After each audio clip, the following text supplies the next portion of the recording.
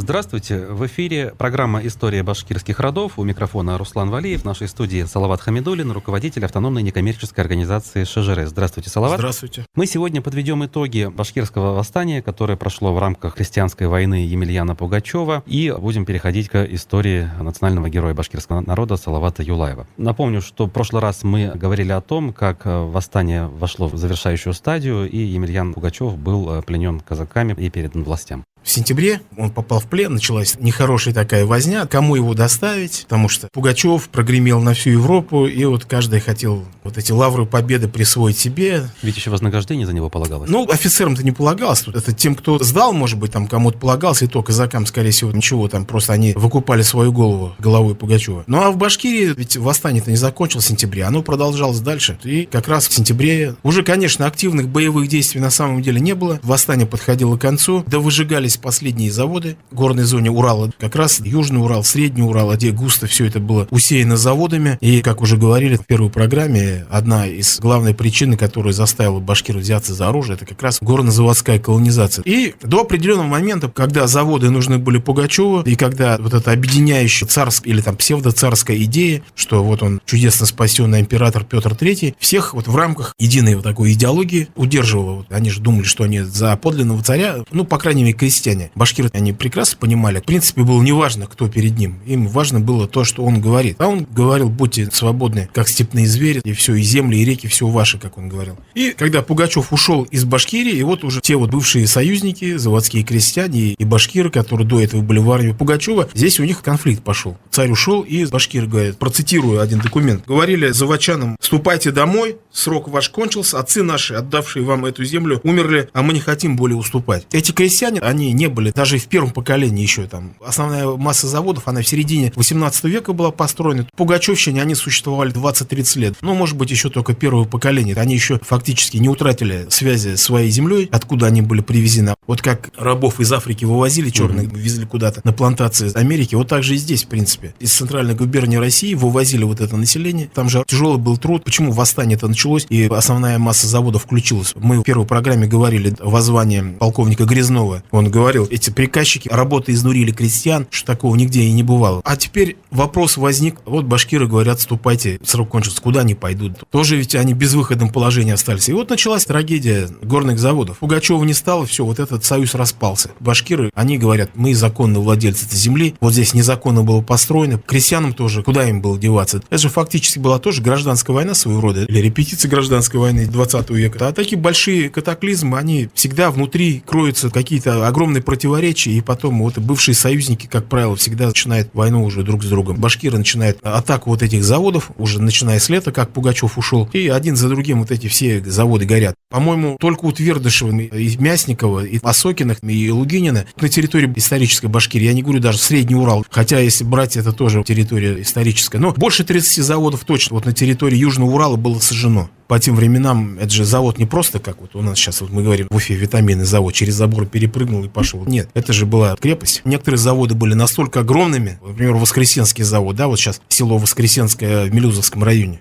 Ну так если вот так сравнивать какой-нибудь город по тем временам, например, тот же Бирск, то Воскресенский завод, он будет и крупнее, он был и мощнее, там у него были крепость, были бастионы, 8 пушек и так далее. Все это начало гореть. То же самое Каскын Самаров, полковник Тамьянская волость, осаждал Воскресенский завод. Долго там шла осада, потом в итоге он захватил этот завод, и много людей он покрошил, и много женщин было захвачено в плен. По прошествии какого-то времени, может быть, они и вернулись обратно на свои пенаты, но не знаю. И вот это все начало гореть. Симский завод, да, обычно припоминают Салавата Юлаева, но он был еще взят и сожжен весной, еще когда Пугачев здесь находился. Там какая была ситуация, когда Пугачев уже приближался к расположению вот от войск, там Салават его поджидал, призвал им, что вот встречать царя и так далее. Ну, они оказали сопротивление, и пришлось ему штурмом брать. В Симском заводе вообще было 2000 человек в то время. При штурме завода 60 человек погибло. Без кровопролития, конечно, там не бывало. Ну и потом, когда Пугачев ушел, Усть-Катавский завод они осаждали. Кстати, они предлагали мирно: вы захватываете наших людей, вы убиваете их. Вот Салават и говорит с отцом. А когда мы захватываем ваших людей, мы их не убиваем, просто содержатся и так далее. Ну и вот все это препирательство. В итоге Катав Иван Ивановский завод не был взят, он был огромный, наступила осень, Башкирия была наводнена карательными войсками, но в конечном итоге более 30 заводов погорело, и судьба их была такой. Большинство из них уже не восстановилось, этих заводов, тоже были свои причины, и вот с этого момента пошел упадок горно-заводской промышленности. В этом плане башкиры как бы ставили цель отвоевать свои земли и нанести непоправимый ущерб вот этой горно-заводской промышленности, горно-заводской колонизации. Они в этом плане, да, вот это восстание своей задачи оно выполнило. Но горные заводы, они не только не были восстановлены и больше не заработали, потому что подверглись разрушению. И не только поэтому. Если бы это было рентабельно, все это возродилось бы. Дело в том, что сама горная промышленность России, она технологически отставала. Все вот эти старые печи какие-то были, в Европу там мартеновские печи пошли и так далее. Технологическое отставание была вторая большая причина. Потом, после восстания в 1776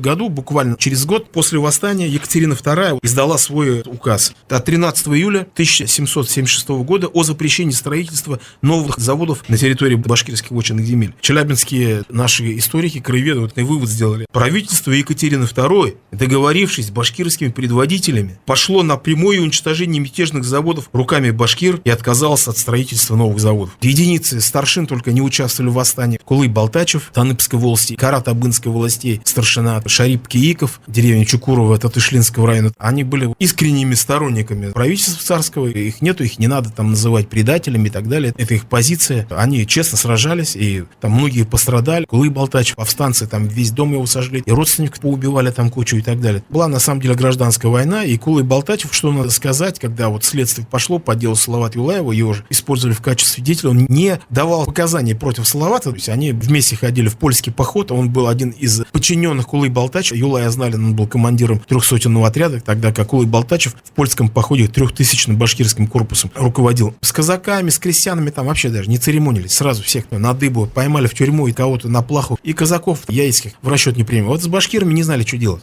Эгельстром, уфимский наместник, писал Екатерине: почти ни один год не проходит, чтобы не рождалась искра, стремящаяся воспламенить внутреннее беспокойство. Лишь бы только явился отважный предводитель, как башкир готов тотчас же произвести бунт или мятеж. Это он даже после восстания через 10 лет писал. Даже сама Пугачева в октябре 1774 года писала графу Панину: сломав рога Пугачеву и его сообщников, мысли множества вдруг приходят, из которых, во-первых, теперь есть внимание достойное, неверность башкирцев, кои ничем на свете не отягощены были и при всяком случае злодеями объявляются. Тоже что делать? То есть боятся новых мятежей, потому что повстанцы разгромлены, но народ-то не сломлен. Им могут заново взяться за оружие. Это одно. Второе, все-таки как-то исподволь, видимо, чувствовало и правительство. Многие, на самом деле, вот эти соглашения о строительстве заводов, там же как было, они же незаконно были многие построены. Договорились с каким-то старшиной отдельным. Ему лично в карман положили там, я не знаю, 100 рублей. Он пошел и подписал с заводчиком договор, и купли-продажи, и бац, огромная территория земли уходит без мирского согласия. То есть это все прекрасно понимали. Многих старшин запугивали, допустим, вот как Симский завод с Твердышем. Ну, на самом деле там просто оказывалось давление. Юлая знали, не хотел продавать, а другой там старшина там Шиганай Бурчаков,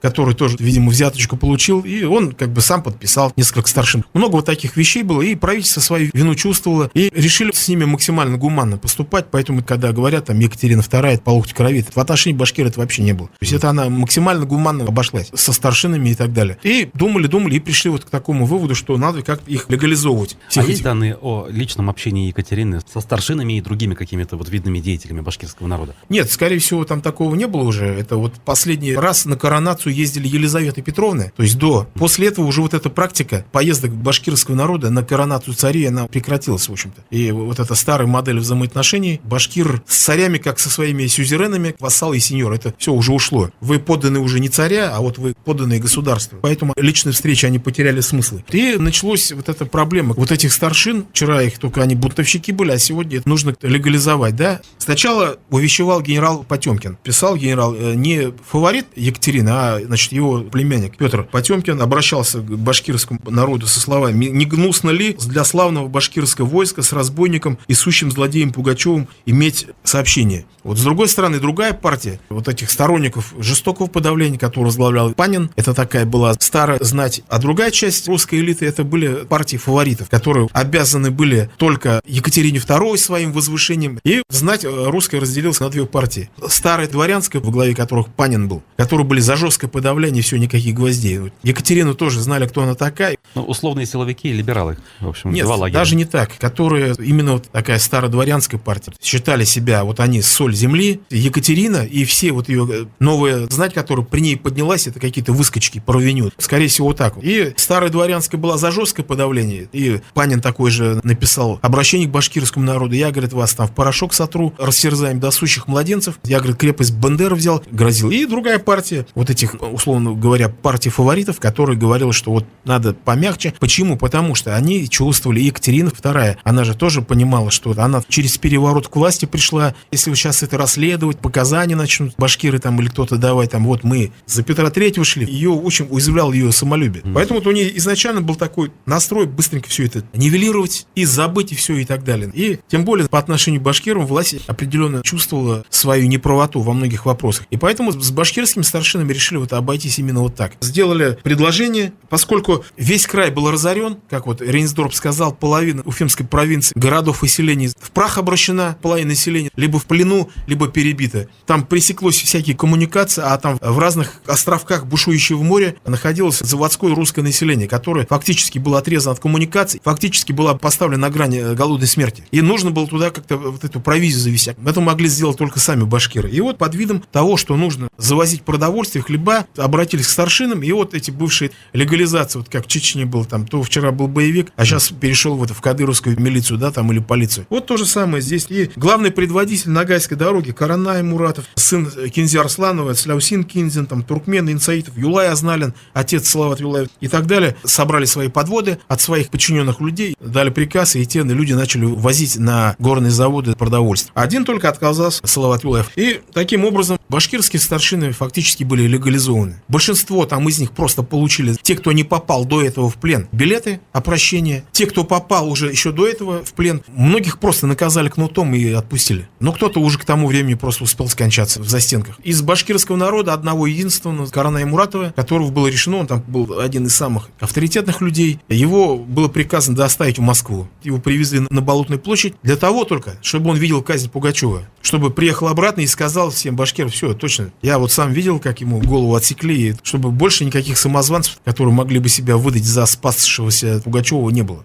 К вопросу, встречались ли башкиры, не встречались с Екатериной. Башкиры, у нас в деревне эта легенда родилась, что якобы ее к себе Екатерина вызвала. И вот мы, когда начали этот вопрос исследовать, думаем, так ли, нет ли, не сходится. А она в это время находилась в Петербурге, а Карная Муратова, да, только, значит, привезли в Москве, он посмотрел, и он обратно поехал. Не сходится. А он якобы перед Екатериной пришел, на курай сыграл, ну, как всегда, народная легенда все это. Ну, а Салаватом что? Салават ходил, Екатерина, кстати, дважды к нему посылала обращение, вот никому. Ну, представьте, там, какому-нибудь яицкому атаману будет она Чике Зарубину писать, там, Чика, приди, там, раскайся. Нет, не сама лично, конечно, а через опять Потемкина. Потемкин обратился к Салавату Юлаеву: истинным сожалением побуждаясь я сделать в последний раз сие увещевание, покайся, познай вину свою, приди с повиновением. Я, будучи уполномочен всемилостивейшую ее величество поверенностью, уверяю тебя, что получишь тотчас прощение. Салават Юлаев ему тоже ничего не грозило. Если бы он пришел, также был бы прощен, все то же самое было бы, что и с Каранай Муратом. Тогда бы на Болотной площади не Каранай Муратов, может быть, поехал, а он бы съездил, но и обратно вернулся. Но Салават Юлаев, оказывается, он там со своими товарищами и ближайшими соратниками дали клятву, цитата: «чтобы им до самой их погибели находиться в беспокойстве и не покоряться». Салават Юлаев 25-го до самой поздней осени сопротивлялся, потом был взят в плен, был наказан плетьми там и так далее, и сослан на вечную каторгу в Ругервик. Вот так вот закончилось вот это восстание. И вот последняя как бы такая жирная точка. 17 марта 1775 года Екатерина издала манифест, предававший пугачевщину и следствие по ней на вечное время забвению и великому молчанию. Для нее это было все очень неприятно. То есть не надо, говорит, никаких расследований, потому что каждый второй бы говорил, а мы думали, что это действительно Петр III, и для нее это же просто, понимаете, да, как это уязвляет ее самолюбие. Как там ради Петра, пьяницы, дурака, которого она прибила, народ был готов восстать, получается, ее не любили. Наверное, она думала, вот меня, наверное, как немку или еще что, хотя большинство людей даже и не знал, там немцы, наверное, даже не задумались. Вот. Но, тем не менее, для нее это было очень неприятно, вот это личный фактор, поэтому она постаралась поскорее все это дело забыть. И только в 30-х годах уже 19 века по просьбе Пушкина ему после личного обращения к императору разрешили вот это дело. Вот он первый начал расследовать и первый, в общем-то, написал историю Пугачева. Правительство, как всегда, не сделало правильных выводов из всего этого. То есть было ясно, что вот народ как-то надо немножко потихонечку освобождать. После Пугачевщины там и было восстание декабристов, и еще сильнее все начали завинчивать. И опять, как всегда, у нас они делают неправильные выводы. А надо было-то наоборот. Сначала крестьяне восстали, потом дворяне восстали. Что дальше? Значит, что-то неправильно. То есть это был хороший шанс пойти европейским путем уже тогда? Можно было. Уже к тому времени надо было, вот после Пугачевщины, не консервировать всю эту ситуацию, а наоборот, потихонечку надо было крестьян выпускать. То есть вот это ограничение, вот это крепостное право потихонечку надо было свинчивать. Потом, может быть, уже где-то к середине 19 века удалось бы вот эту крестьянскую массу освободить и сделать из них там свободных хлебопашцев, там фермеров. Ну, отпустить их, одним словом, без всяких выкупов и так далее. Конечно, мы в 20 веке всю революционную ситуацию, если бы и получили, но не в таком как бы масштабе и в таком формате. А можно ли сказать, что жизнь башкирского народа более или менее вернулась к тому режиму, который был до этой войны, все на круги своя? Или нет? Нет, там же как, после этого Екатерина сказала, сломав рога Пугачеву, мысли много разных приходит. Это были не пустые слова. Подумали, после этого начали вводить кантонную систему. То есть уже с середины 18 века фактически башкиры уже начали нести казачью службу, а здесь уже нужно было ее все окончательно узаконить и придать уже более такой системный характер всему. Была введена кантонная система управления, было создано башкиро-мещерятское войско. Смысл этого был в чем? Нужно было так, чтобы вот эта башкирская элита общества, ее нужно было интегрировать с правящим классом России. До этого не было. Поэтому же Пушкин удивлялся, что башкирцы, говорит, были не сами восстали, говорит, а наоборот, говорит, своими старшинами были возмущены, подняты на восстание. И нужно было интеграция. Вот этого не было. Вот это опять, скажем, гениальное, что ли, там, я не знаю, прозрение власти. Нельзя же постоянно и знать, и простых людей, вот как и народцев, так скажем, в таком